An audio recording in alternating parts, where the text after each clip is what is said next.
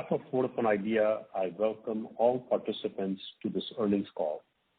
On 12th November, our Board of Directors adopted the unaudited results for the quarter ending September 30th, 2021. The detailed press release, quarterly report, and unaudited financials have been uploaded on our website, and I hope you had a chance to go through the same. Let me start with discussing our ongoing strategic initiatives along with the operational highlights for the quarter, and I will then hand over to Akshay to share details on the company's financial performance. But before that, let me talk about the reform package announced by the government. The central government on 15 September announced a comprehensive reform package to address the severe crisis in the telecom industry. We welcome the announcement and appreciate the government's recognition of not just the financial stress in the sector, but also our contribution in keeping the country connected, especially during the pandemic. These reforms will provide immediate relief to the financial sector, to the financial stress in the sector, and reduce regulatory burden on telecom operators. They will further promote healthy competition, protect interest of consumers, ensure liquidity, and encourage investments. The announced measures will enable investable funds in the hands of telecom operators for fresh capex deployment in building long-term digital infrastructure. With competition and consumer choice, the reform will provide impetus to inclusive development and universal broadband access to all Indians. The moratorium of next 4 years on all government dues will enable us to further boost our 4G coverage and capacity and provide deep rural connect. It will also allow Vodafone Idea to invest in new technologies and services, including 5G, when the ecosystem is ready and spectrum is made available at reasonable prices. Through this landmark decision, government has truly demonstrated their commitment to ensuring a healthy market structure of at least 3 private players. Structural reforms, including rationalization of AGR to exclude non-telecom revenues, rationalization of bank guarantees, removal of penalty and interest on penalty on delay in license fee and spectrum usage charge payments, a predictable timeline for spectrum auction, supporting spectrum sharing, permission for 100% FDI under automatic rules, among other things, are all steps in the right direction to ease the burden on telcos. These reforms will promote ease of doing business in the country by abolishing some of the archaic processes of telecom business operations. Promoting digitization of KYC process, self-declaration for equipment import, and other procedural reforms will be a key to smooth business operations and faster delivery of services to customers. In summary, this historic government announcement will go a long way in making the mobile industry sustainable, allowing the existing telecom operators to invest and compete effectively, thereby supporting the digital needs of 1.3 billion Indians and millions of small, medium, and large enterprises. Moving on to our key strategic initiatives. The first one being focused network investments. We continue to follow a focused approach to investments, biased towards our priority circles, which contribute over 94% of our revenue. This helps us in utilizing our capex effectively while ensuring that we continue to offer superior customer experience in these areas. We continue to rapidly upgrade our 3G network to 4G. We closed 9,600 3G sites during this quarter, while we added around 10,800 4G FDD sites, mainly through refarming of 2G and 3G spectrum. The refarming of 3G spectrum to 4G on majority of sites in various cities has substantially enhanced the GigaNet 4G capacity in those cities. Our data capacity is now 2.8 times compared to September 2018, just before the merger. Overall broadband site count stood at 450,000, 481, and Vi's coverage has already crossed the benchmark of 1 billion Indians last year. It remains our constant endeavor to be the best 4G network in the country. I'm happy to announce that VIL has consistently been leading the league tables on both data and voice for several months now. V powered by GigaNet is India's fastest mobile network as awarded by Ookla. We also have the highest rated voice quality as per the country's TRAI MyCall app data for 9 out of 12 months between November 2020 and September 2021. We continue to future-proof our network. We have the advantage of having the latest 4G equipment and technologies which are capable of upgrading to 5G. In addition, we continue to deploy several 5G-ready technologies such as massive MIMO, DSR, cloudification of core, among others. During the quarter, we also conducted 5G trials on government-allocated spectrum bands of 26 gigahertz and 3.5 gigahertz, both in Pune and Gandhinagar. We have demonstrated peak speeds of 4.2 Gbps on 26 gigahertz band and 1.5 Gbps on 3.5 gigahertz band. We also tested E-band backhaul spectrum, where we demonstrated a peak speed of 9.8 Gbps.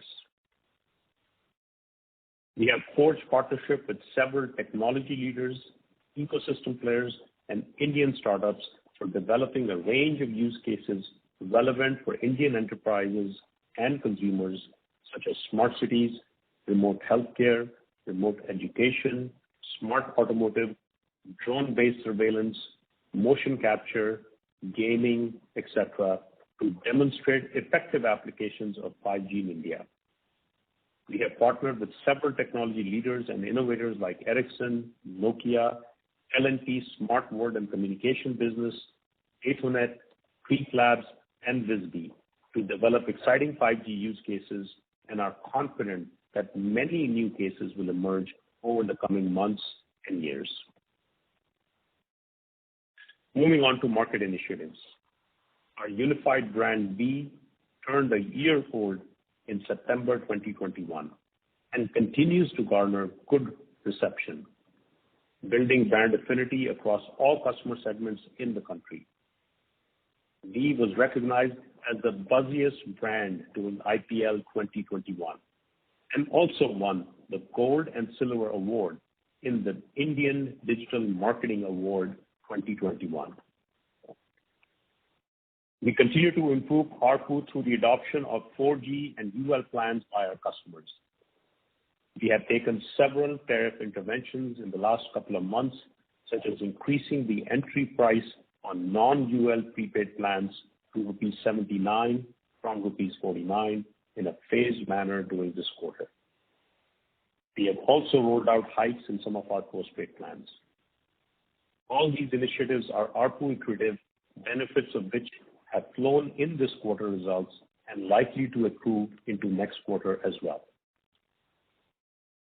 I will take this opportunity to again remind everyone that despite all the recent positive developments on tariffs, tariff hikes remain critical to continued revival of this sector. On business services. Business service continues to be one of our key focus areas. In B-Business, as we progress on our journey from telco to techco, we continue to strengthen our partnerships with our customers with a range of new offerings like B Integrated IoT, Managed SIP, B Cloud Firewall Service, and B Business Plus bundled mobility offering. We are the first and the only telecom operator to provide managed SIP service in India. Our cloud telephony solution is helping SMEs to automate and enhance their customer interactions with features like auto receptionist, lead management, and others. In the increasingly hybrid working world, B Business Plus mobility bundling solutions are enabling today's mobile workforce to connect, communicate, collaborate, and do a lot more with their postpaid plans. In partnership with Google Cloud India, Vi Business Plus now offers Google Workspace solutions for SMEs and startups in order to help them strike the right balance between business objectives and employee flexibility. The new and emerging cloud and IoT services are central to our business services growth strategy. We continue to derive tremendous synergies from our relationship with Vodafone Group, who are a global leader in the IoT segment. We continue to identify and leverage new opportunities in the IoT space to further strengthen our IoT portfolio, such as our integrated IoT solutions for enterprises, which is a pioneer offer in the market. We have started this journey of integrated IoT with propositions of smart infrastructure, smart mobility, and smart utilities to address the needs of these industries and will keep adding to the list. We are partnering with the best and most innovative technology providers to test transformative 5G use cases like smart city, Industry 4.0, and healthcare. Our award-winning digital experience offerings such as the Vi App, Vi Business Wireline, and Vi Business Mobility are allowing organizations to manage from anywhere and at any time with least manual intervention. Our enterprise digital platform for Vi Business Mobility has been recognized by a global jury at ICMG Global Awards 2020 for having the best customer centricity and architectural design. Vi Business has been chosen as a preferred partner of choice for IoT, SIP trunking, telecom carrier, mobile access, and managed mobility services in the CIO Choice 2021 on the basis of an existing pan-India CIO referral voting process that spans across industry verticals. The next strategic initiative is driving partnerships and digital revenue streams. We continue to partner with content providers to promote new and engaging content through Vi Movies and TV. Our vast content library, coupled with differentiated data benefits in the industry, has led to a winning proposition for both us and our customers. At the starting of the year, we had announced a partnership with Disney plus Hotstar to make sure our consumers get access to IPL and T20 World Cup. We had announced post our last quarterly results that we will be launching a music service with some very exciting features. You should see that coming out very, very soon. We also have some very exciting propositions lined up in other categories like gaming, education, skilling, and health. While on one side, all these propositions would help us build our digital community, we also have a pipeline of projects to enable monetization of digital traffic. In a recent initiative, we launched Vi Movies and TV content on the Vi App. With this integration, Vi users can watch content directly on the Vi App rather than downloading additional apps. We have seen considerable growth in our monthly active users over the last few months, and we should see this further accelerating in the coming quarters on the back of a strong pipeline of digital propositions we have developed. Vi is thus committed to delivering the best-in-class services to all their subscribers and bridging the digital divide that separates urban from rural. We will continue to focus on our platform capabilities to offer a deeper integration with our partners for a differentiated experience, create monetization opportunities, and truly become an integrated digital service provider. And lastly, on our cost optimization exercise, we have already achieved approximately 80% of the targeted annualized cost savings of rupees 40 billion. Moving on to other highlights for the quarter. The revenue for the quarter was 94.1 billion rupees, an improvement of 2.8% quarter-over-quarter, supported by the gradual resumption of economic activity post the severe second wave of COVID, which had negatively impacted us during quarter one. The subscriber base decline was much lower at 2.4 million. The subscriber base now stands at 253 million. We continue to witness improving trends in 4G subscribers with a healthy addition of 3.3 million during this quarter, taking the overall subscriber base to 116.2 million. Overall operating momentum improved with higher gross additions and lower churn compared to last quarter. ARPU also saw sequential growth of 5.3% and now stands at 109 rupees. A quick update on other developments. On the AGR matter, as you are aware, we had filed a review petition in the Supreme Court, clearly indicating that the intent is not to challenge the judgment of the court, but to seek corrections and demands due to manifest errors. The matter is currently pending hearing.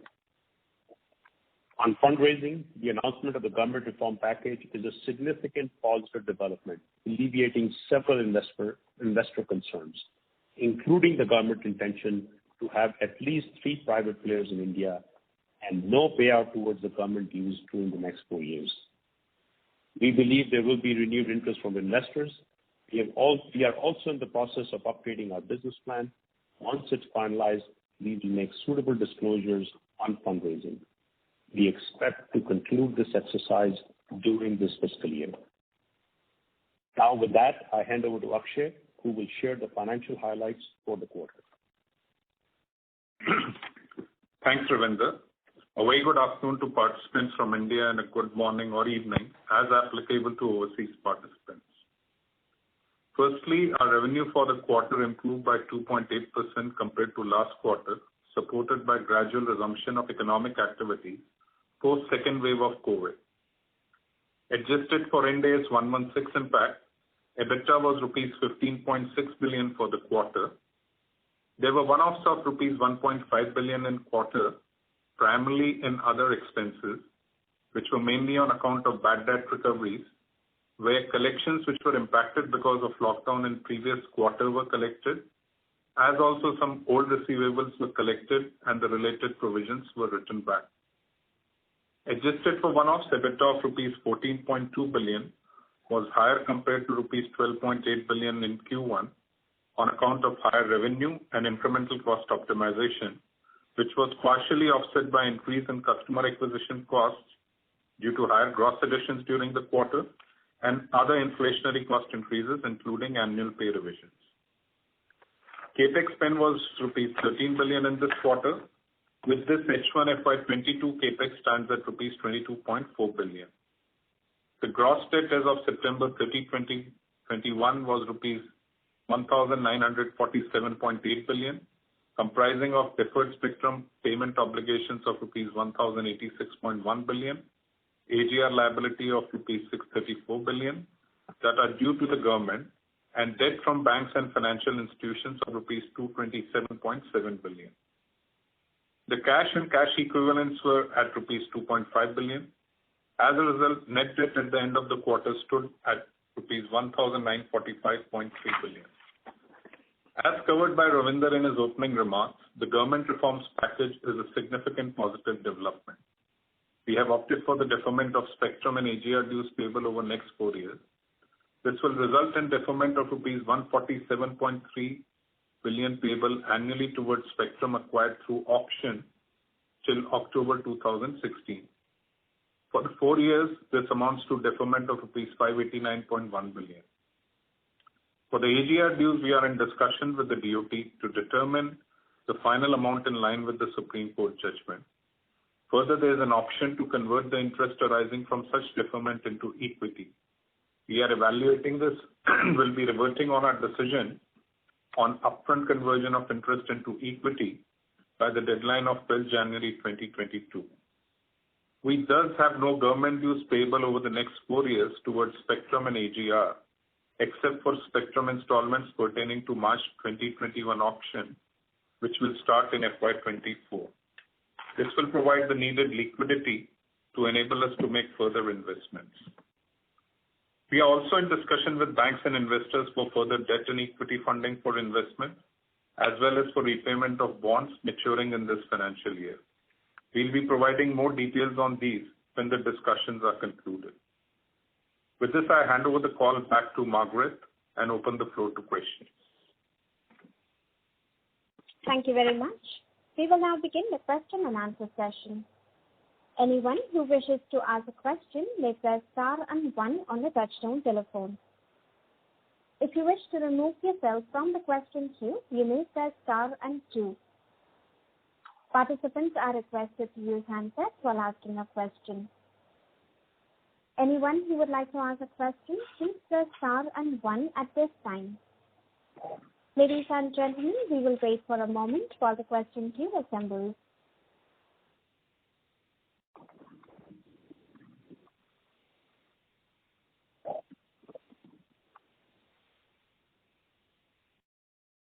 The first question is from the line of Kunal Vora from BNP Paribas. Please go ahead. Yeah, thanks for the opportunity. First is you added more than 3,000 towers this quarter, which is the highest we've seen since the merger. Can you explain what happened this quarter, and also if you can share your thoughts on the tower contract renewals, what percentage of your tower contracts are coming up for renewal in second half as well as FY23, and if there is a potential for cost savings from these renewals? Thank you, Kunal. I'll take the first question. Actually, the tower increases, there are two reasons for it. One, of course, we had incremental 4G sites that have come up, which you may have also seen, the broadband sites which have increased. Also, as we were going through the integration process earlier on, and we were developing our grid for our network, generally speaking, we always have this case where we give some tenancies to exit because there were overlaps, and then some of them over time, we continue to say we will not exit because the way the grid works out over a period of time. So some of the increases that you see are as a result of us taking away some of those exits that we had earlier planned, because the way our network grid has developed and the way our traffic has developed. So this would explain the tower increases. It is not an exceptional number in this particular quarter. I think it's more related to just the way we have been doing businesses, and in some cases this time around we had some exits which we had planned, which we have decided that we want to keep the way the traffic has developed. In regards to tower contracts, I will pass this on to Akshay to respond to, please. So, Kunal, I will not be able to give you an exact number of the tenancies which are coming up for renewal, but it is right that as far as Indus is concerned, there is a bulk of tenancies which will come up for renewal at the beginning of FY23, and these do offer an opportunity for further optimization of our costs. Yeah, okay. Just a follow-up on the first one. So, is there any increase in your coverage, or it's just that some exits which you are looking to do haven't been done, and that's why we are seeing an increase? So if you can just explain it better. I would say that the exits, it's not that the exits have not materialized and they will not be done later. I think we have chosen not to exit some of those sites. So that is in plan with our current network planning. So those will stay. I don't think that these sites that we're talking about provide a significant change in the overall network coverage. Our 4G coverage continues to be over 1 billion population of the country, and I think that has been certainly been maintained. I don't think these particular sites that you're talking about provide a significant change in the overall coverage. Sure, okay. Thanks. Second one is on MNP trends which you've seen since September. Like ERA announced some curbs on MNP offers, and our checks indicate that they were implemented starting middle of September.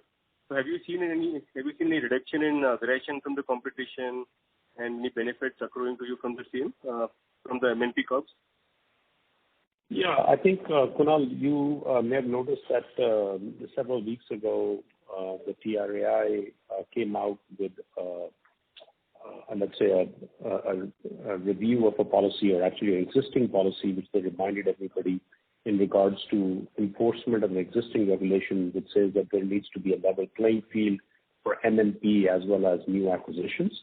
So I think those regulations exist essentially to make sure that there is no discrimination between a customer who is new to category in terms of the offers that are given to them versus the customers who is porting or doing mobile number portability. Obviously, you want to make sure that they are given same offers, and no discrimination is done just because a customer is porting. Now, this is an existing policy that TRAI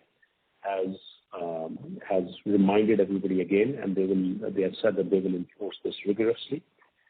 We believe that is the right policy and should be enforced.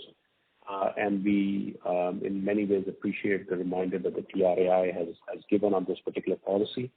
I think we were seeing some fairly aggressive offers on the MNP front earlier in the market, which certainly have become less aggressive and are much more in line with the policy that exists. So we have seen some portability numbers which have reduced as a result of that, and some of the aggressive offers that were being made have certainly come down. Great. Just one last question, if I can.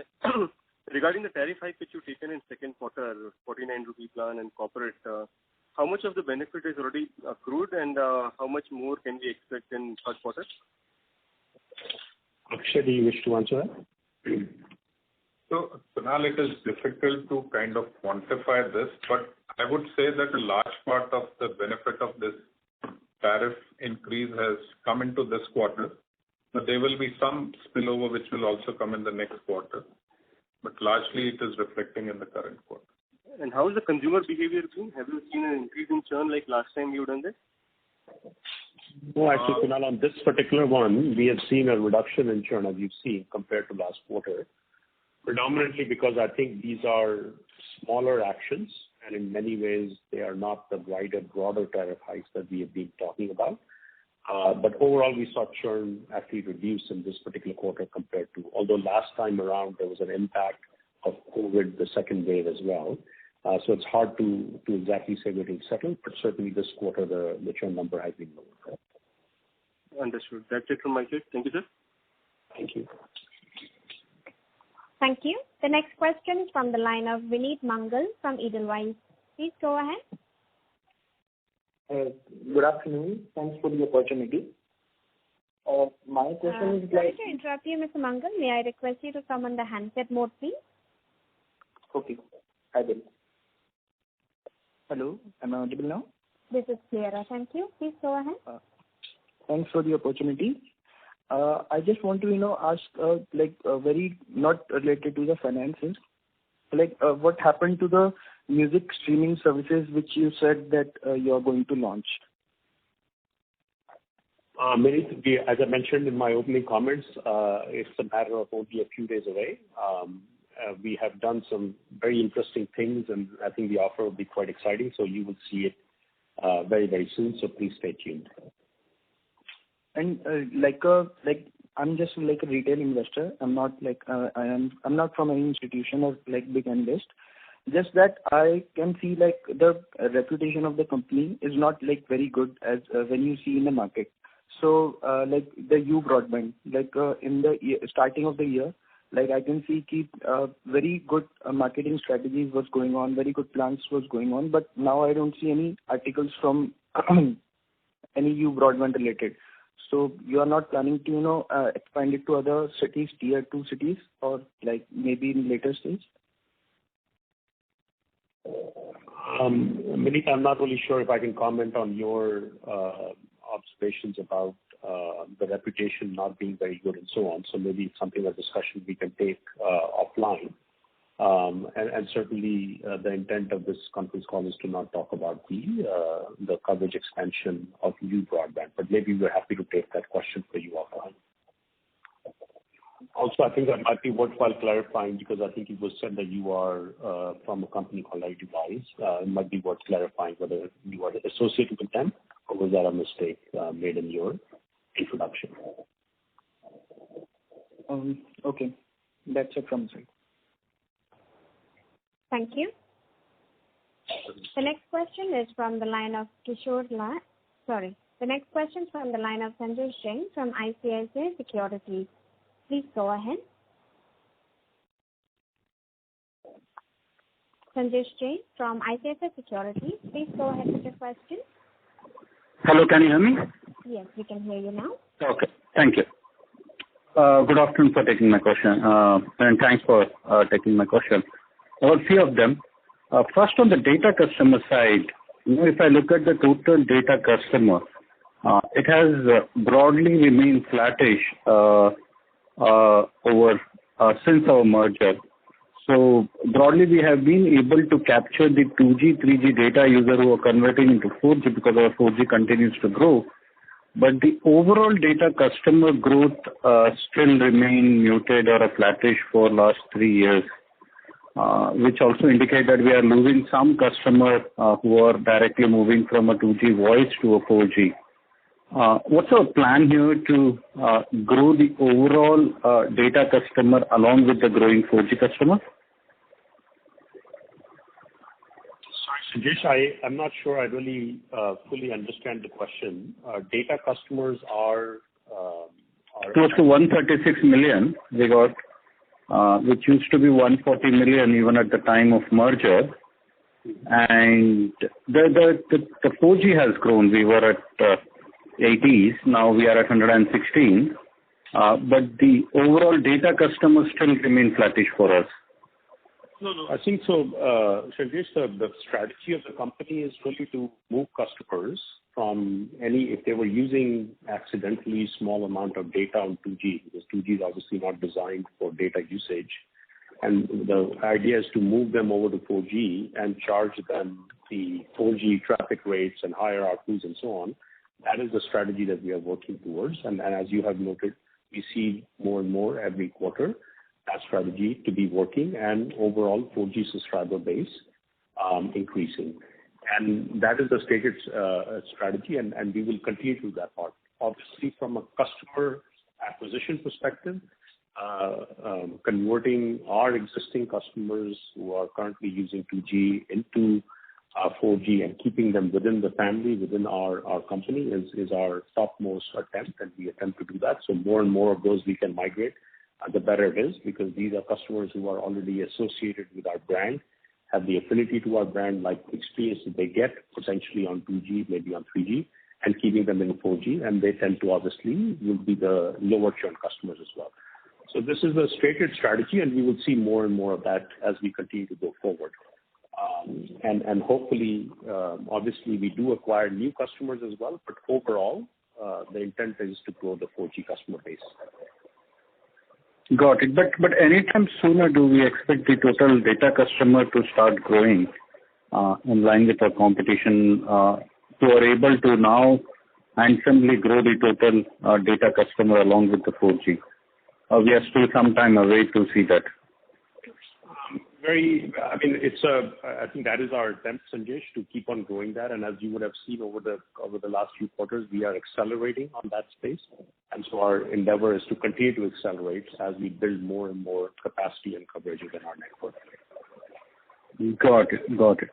And Sanjesh, if I may add, I think as we invest into covering a higher population, that will definitely be one of the triggers for increasing the data subscribers. No, we have already crossed 1 billion coverage now on 4G, right? That means we should be covering a large part in our focus circle. So I think coverage thing right now it's fixed for us to keep growing. Is that understanding right? I mean, we were significantly investing in coverage of 4G earlier. For the last year or so, we have not invested so much in 4G coverage. It is our intention to invest in 4G coverage going forward also. Got it. And I said that is only one of the triggers which will also kind of make that possible. And anyway, Ravinder has answered the other part of the question, but I just wanted to add that this would be one main trigger for increasing the data subscribers. Got it. Another similar kind of a trend. Our minutes decline is faster than our subscriber decline. That means the customer are engaging us lower on the network. No, what am I missing here in terms of understanding? Because the customer continues to pay us, but the engagement levels are declining. That means they are using more on the secondary SIM, which they already have, or how should we see this trend? Because this trend has been persistent now for already a few quarters. On that particular topic, there are, as we said, overall, the customers that we report, which are 4G UL customers, those continue to increase. They tend to have higher usage, not only of minutes, but of data as well. I think there's a secular trend that is taking place in that direction. Now, what we also notice at times is that I think generally there is also 4G customers tend to also use data more and spend time using data. Sometimes they're using data apps to make voice calls as well, and so on. So overall, I would say that the biggest indicator to look at is the growth of 4G customer base. The other indicator to look at is overall the growth of engagement that you're seeing on 4G data usage, for example. There you will see that on a year-on-year basis, we have seen data consumption jump by 27%. And then while minutes have declined a little bit, it is not really an indication of engagement. I think the engagement is really overall customer base increasing, payments of course coming through, as well as usage, whether it's in the form of data or minutes, that continue to take place. And there are clearly other mechanisms by which data or voice minutes go through some apps and other things. So overall, there's also a change in use of some of that technology as well.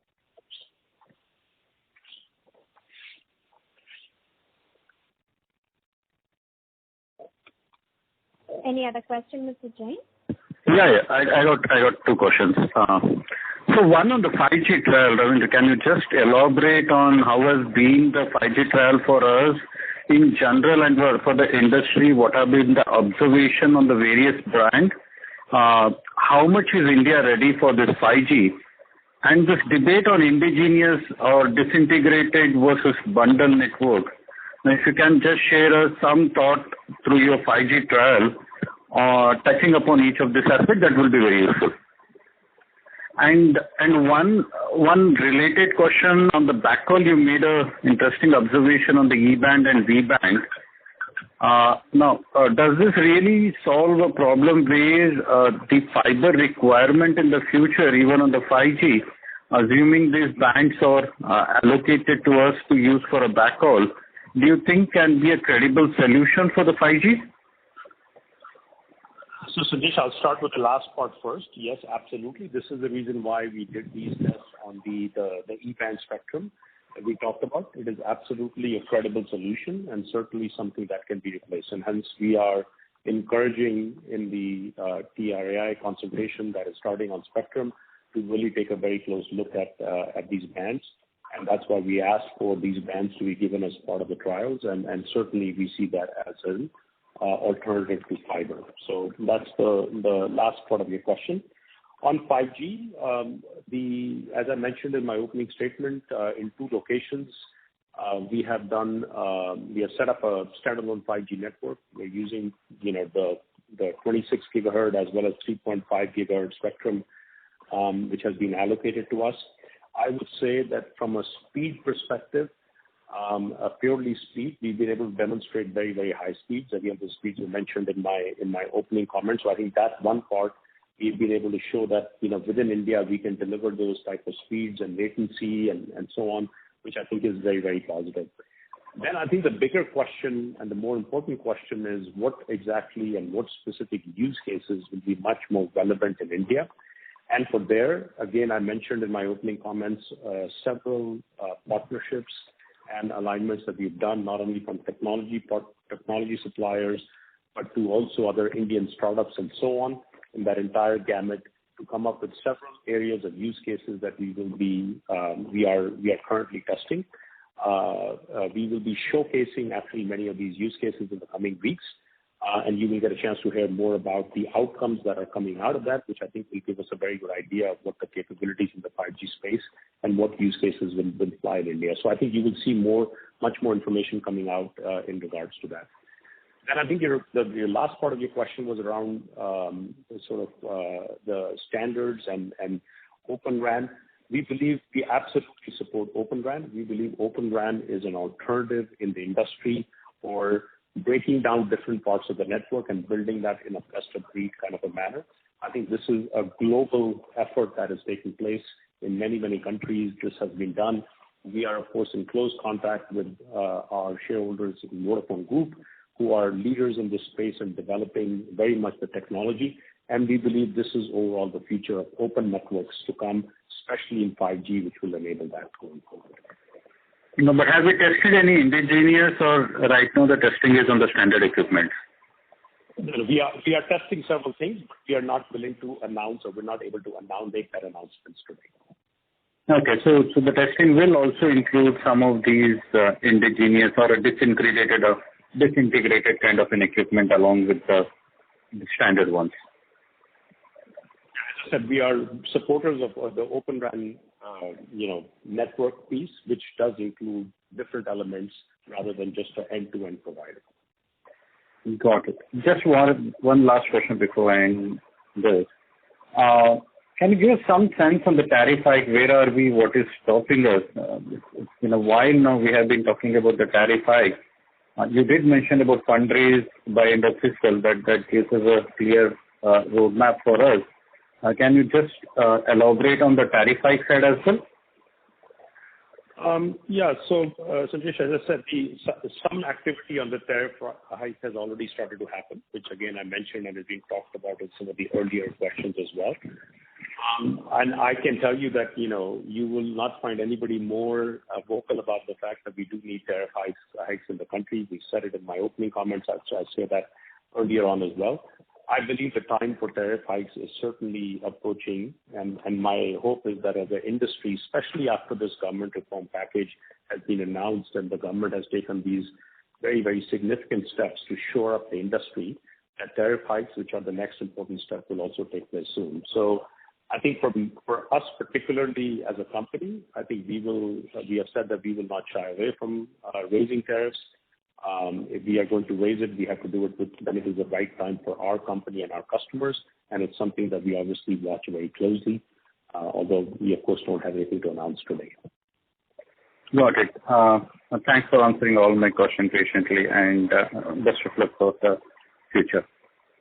Thanks, Sanjesh. Thank you. The next question is from the line of Vivek Anand S. from Ambit. Please go ahead. Hi. Thank you very much for the opportunity. I hope I'm clearly audible. Yes, sir, you are. So I have two questions. One is with respect to the offers that some of your rivals have recently come out with to lure new 2G users to 4G, right?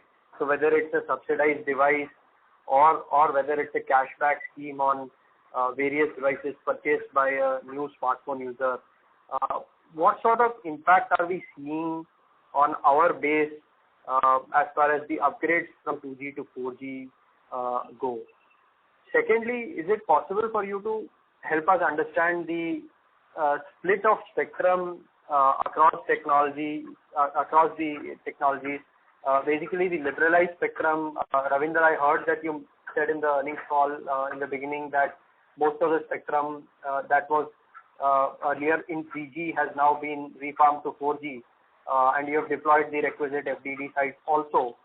Is it possible to help us with the number in terms of percentage of the liberalized spectrum that is being used for 4G right now? Thank you. So Vivek, I can answer the question. The second one is very straightforward, which is all 4G spectrum is liberalized. There is no 4G spectrum that is by default. I think 4G spectrum, when you use for 4G, has to be liberalized. So I don't think there is a percentage there that we can say that is non-liberalized. So I'm not really sure. Maybe I misunderstood your question. And then, of course, bulk of our spectrum is already liberalized as well. There are a few slots which are not administratively were given to us, but bulk of our spectrum is fully liberalized and, of course, used for 4G. So that was the first, your answer to your second question. In regards to the first question that you talked about, I'm assuming that you were referring to the phone launches and the cashback offers. First of all, I have to say that this is very early days. Those offers have just come out in the market, and it's too early to say if there is any impact at all of those. The other comment that I would make is that I think in general on the devices itself, it just seems to me like a model for financing because the way that we have done the math, we could see that there's the price of device and then there's some financing costs associated with it, and you can buy it on installments, or you can buy the device up front. Frankly, this is today, at least in the market, this is no different than what we offer today in the market. We've been offering for a while, financing of devices, and it's available through third-party financing companies that we work with very closely, that we have tie-ups with. And we also do it for many, many devices, so it doesn't have to be one device. We do it for a gamut of devices. The customer's choice is very much there.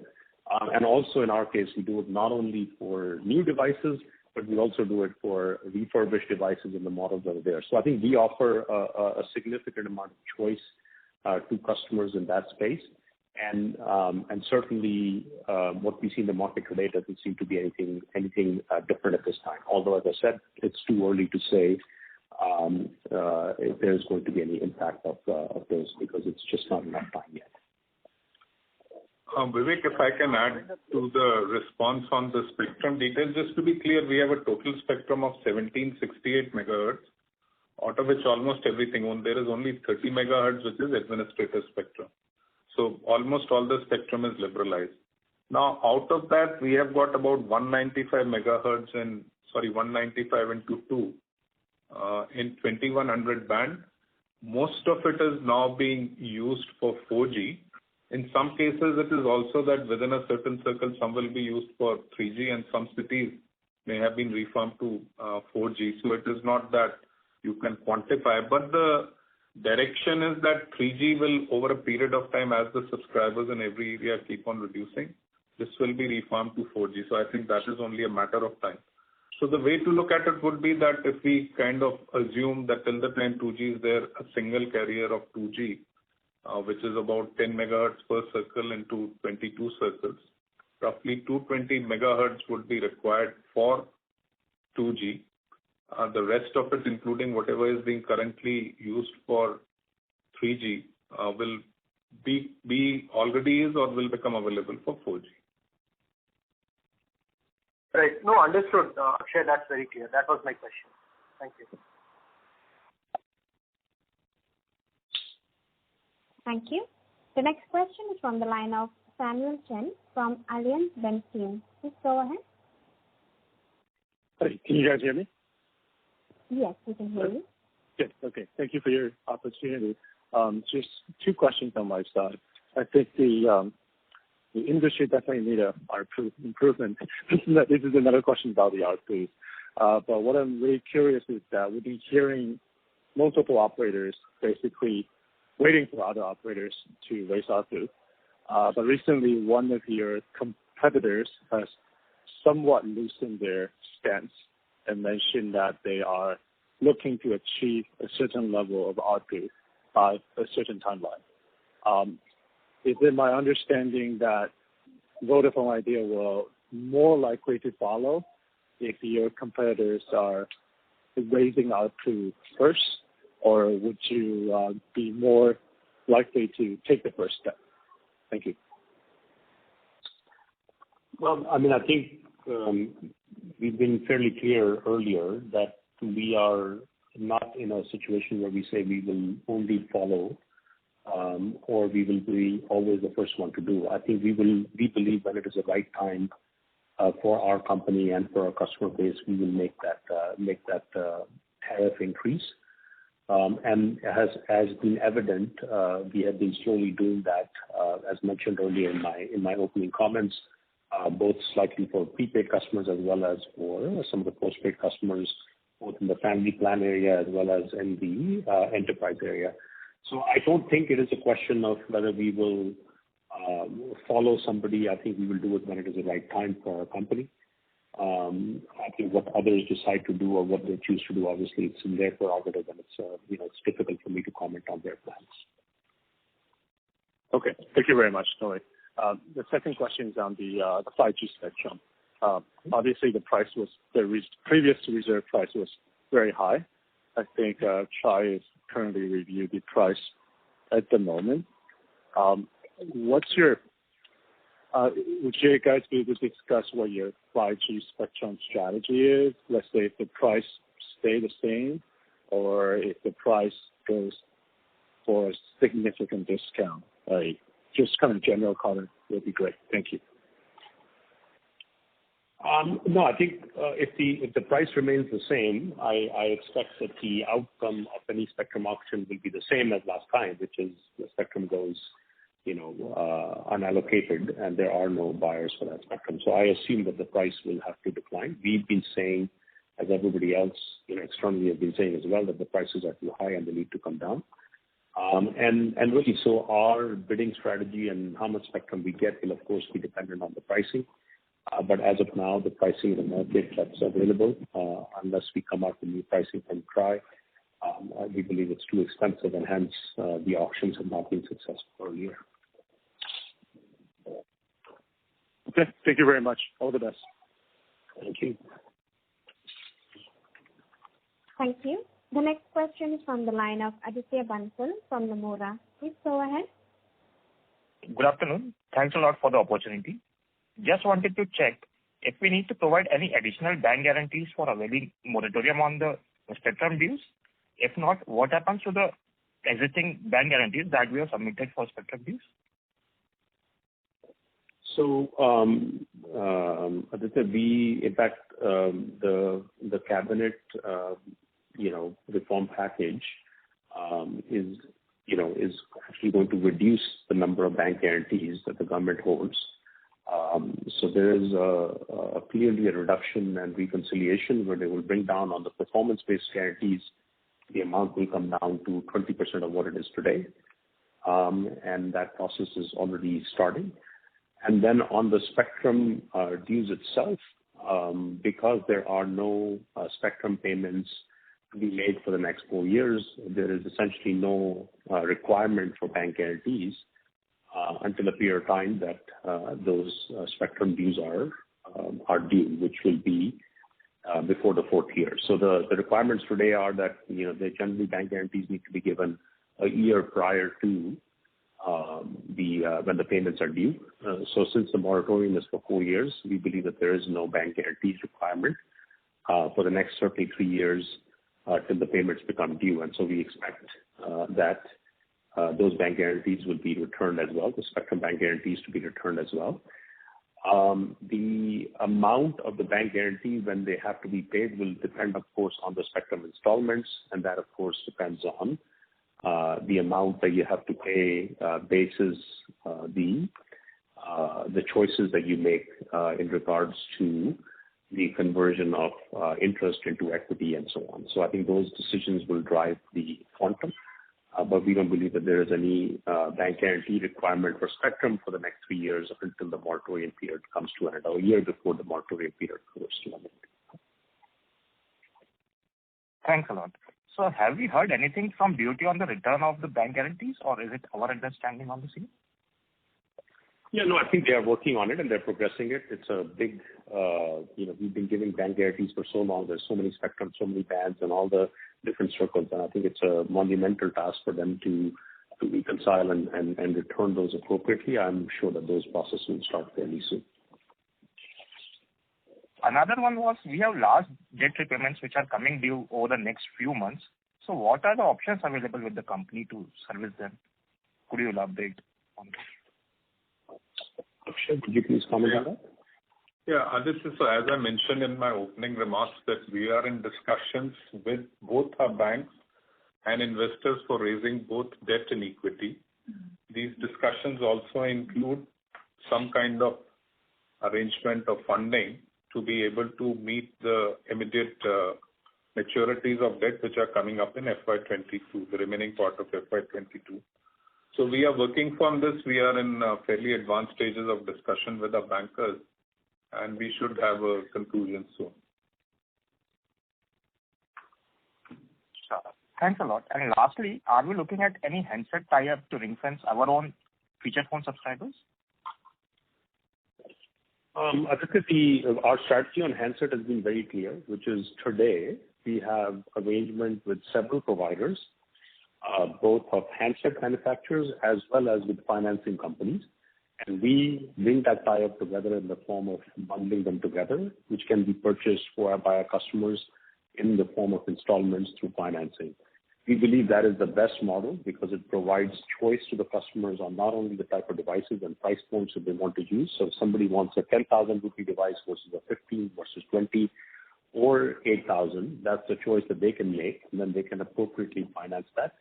And of course, it also depends on the type of handsets that they are doing. We believe that is the best option, and we are currently offering that in the market. And we offer that to our 2G customers who are looking to either get into the category by going into 4G, or existing 4G customers who are looking to upgrade to potentially a more, let's say, higher spec device in there. So we believe that is the right strategy, and we will continue to do that. So in our tie-up, it is with many different handset manufacturers and at the same time with multiple financing companies to allow choice to customers. I also mentioned we are also have tie-up on refurbished handsets, which also provide a great opportunity to customers who are looking to get into this category for the first time as well. Thank you. Thanks a lot. All the best. Thank you. Thank you. Ladies and gentlemen, due to time constraints, that was the last question. I now hand the conference over to Mr. Ravinder Thakur for closing comments.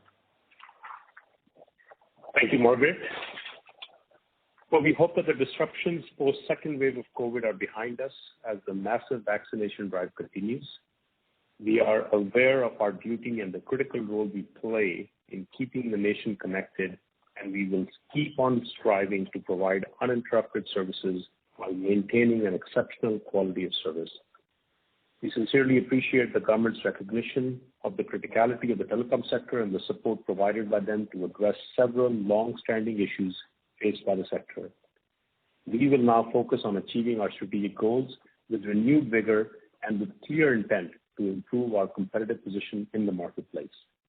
I want to thank you all for joining the call. Please stay safe and have a good evening.